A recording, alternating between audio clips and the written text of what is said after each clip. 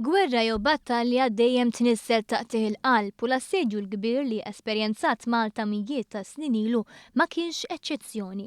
Din il-biża' evidenti fi skrittura tal-awtur Luca de Armenia li tixet kemm il-Maltin, speċjalment dawk tal-imdina, kienu mħasba u mbeżza mill-possibilità ta' ħakma mill-Imperu Ottoman fl-1565.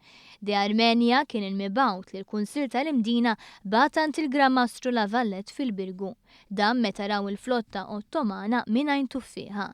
L-iskrittura li tieħu forma ta' poeżija ta' 12 vers u miktuba bil-Latin tixet ukoll il-fiduċja li l-Maltin kellhom fil-mexxej tagħhom dak iż-żmien, tant li tfaħħar il-Gran Mastru La Valette u tqablu ma' Giulio Cesari filwaqt li tirreferi għalih bħala gwerrier u protettur tad-difiża tal-Gżira.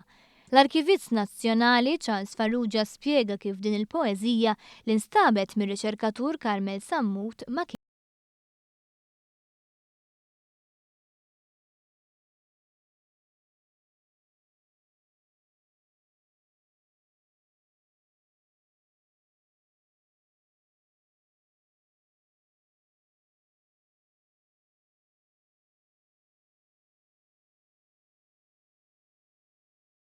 fil-section ta' ċedoli u s-suppliki u fit-tieni volum li jkopri 1565-66 fl-aħħar tal-volum insibu din il-poeżija. Hemm ċertu scribbling ukoll fiha li juri li dak li jkun qed jiktibha b'mod improvvizzat kważi u qed joħroġ dak li qed verament iħoss f'dak il-ħin.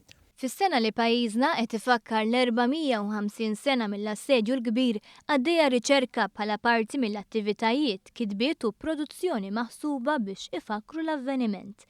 Farrugia ma eskludix li fil-ġimgħat li ġejjin niskopru affarijiet ġodda. Diffiċli wieħed jgħid l-arkivi ta' Malta joffru dejjem sorpriżi, hemm ħafna li għad irid jiġi studjat anke fuq dil-poeżija sar kważi biss l-analiżi sal-lum mill-aspett l-iktar storiku u jista' jkun li dan l-anniversarju l-ħafna wirjiet u l-ħafna xogħol tajjeb li qed isir minn ħafna storiċi jaf joħroġ ukoll materjal ieħor ġdid.